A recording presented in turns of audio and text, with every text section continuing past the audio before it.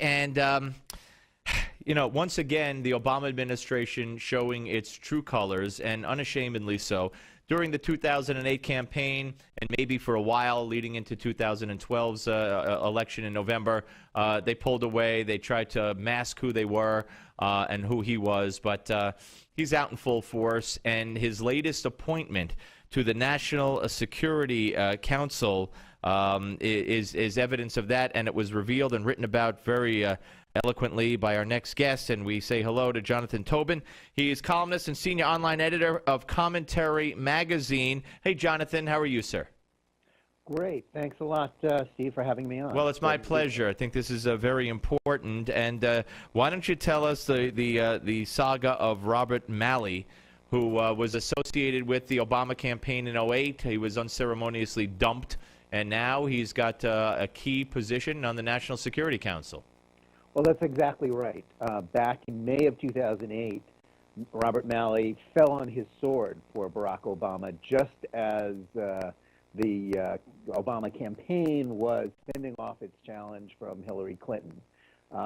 Jewish groups, pro-Israel groups were outraged about his presence as an advisor to the then would-be president on foreign policy. And then Malley left the campain, but he is back, and he's now been appointed to a senior National Security Council position. Well, what's the problem with Malley? Well, I was going to say, tell us why he was dumped. It had a lot to do with being an Arafat apologist and a supporter of opening talks with Hamas. Well, that's exactly right. Malley worked in the Clinton administration, also in a very senior position at the National Security Council, and he was present along with the rest of the Clinton crew at Camp David in the summer of 2000, when then Israeli Prime Minister Ehud Barak offered the Palestinians an independent state in almost all of the West Bank, Gaza, and a share of Jerusalem. Arafat, as we remember, turned it down flat. Bill Clinton never forgave him for that, always said it deprived him of a Nobel Peace Prize. But Robert Malley came away with a different story that contradicted everybody else who was there, other, that is, than Arafat, claiming it was Barak's fault that there was no peace and that Arafat was basically blameless. This was, an astonishing piece of revisionist history, and nobody's really forgotten that. But the problem now is even bigger than that, because since his time working for Clinton and his role in the early months of the Intifada, yeah, his cup of coffee, yeah. When there was terrible violence going on as a result of the collapse of Camp David, and which was a Palestinian war of terrorist attrition, Malley was acting as their apologist, acting as Arafat's apologist. But since then, he has gone on to other spheres, which makes him actually more dangerous now than he was then.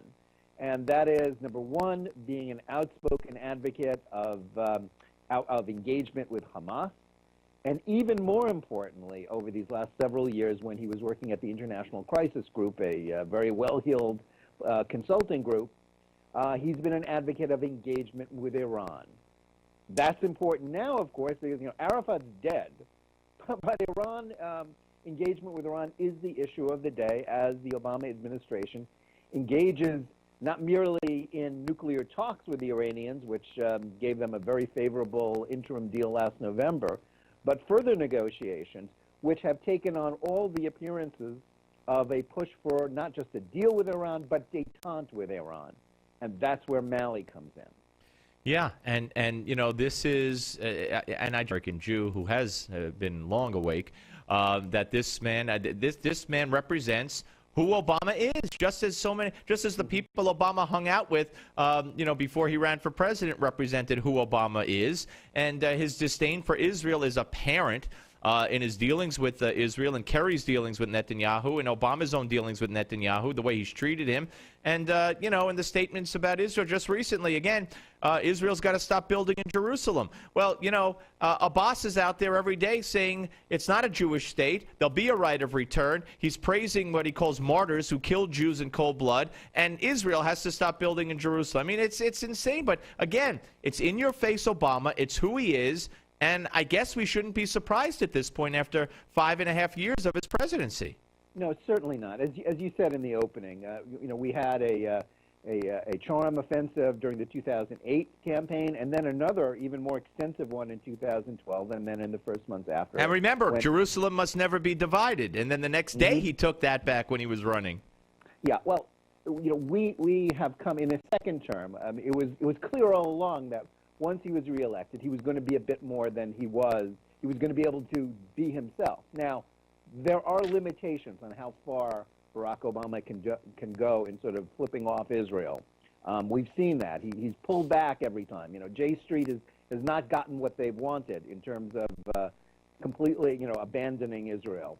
But we've got the peace process that, again, is going on with John Kerry, which no one other than John Kerry thinks will succeed. And, even more importantly, in terms of Israel's security, is the engagement with Iran. Now, that's where Malley comes in. Now, interestingly, the position that he's been given is in basically the NSC's liaison with the Gulf states. Now, as much as we've been talking about what Israel wants and what Israel fears, the Gulf also is concerned. The Saudis are out of their minds this year because they're not afraid of Israel. They're afraid of Iran. Of Iran. Yeah, and especially in nuclear Iran.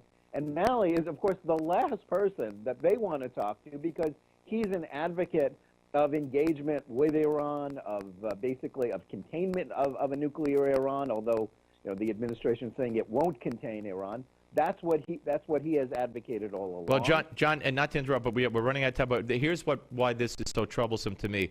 It's one thing, bad enough, and nobody would have been surprised that he despises Israel, in my view, Obama, and he treats Israel the way he treats Israel. But look at the Gulf states, and look how he's alienated traditional allies, and look what he did to Egypt, and his support for the Muslim Brotherhood. That's what, to me, is so frightening. It's a regional problem, and this involves what's going on in Syria, the slaughter there, and the desire of the president not to deal with Iran's ally, not to really take down Iran's ally Assad, as well as you rightly note, the what happened in Egypt, where in spite of the United States, the Egyptians have saved themselves. Yep, that's true. Mali symbolizes a turn really to regional appeasement that scares the Arabs as much as it does the Israelis. Jonathan, great piece, and thank you for bringing it to light. And we'll have you back soon. I appreciate your time. Jonathan Tobin, ladies and gentlemen, columnist, senior online editor at Commentary Magazine. We appreciate it. All right, folks, we have breaking news. This just in, and I'd like to be able to tell you, okay, this is from The Hill. This is from The Hill. The FCC says it's pulling the plug on that controversial study that people like me have warned would have threatened the First Amendment, and so did Congressman Marsha Blackburn, and freedom of the press. The spokesman with the commission said today the pilot version of the study would be suspended and redesigned so that journalists would not have to answer the FCC's questions about their work. Doesn't say here. He says, to be clear, the media owners and journalists will no longer be asked to participate. It doesn't say they're not going to go into newsrooms and stand around and observe.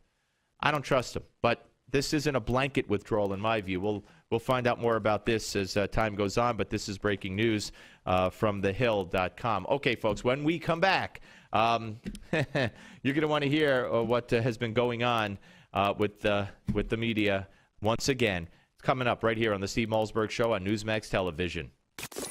The Steve Malzberg Show.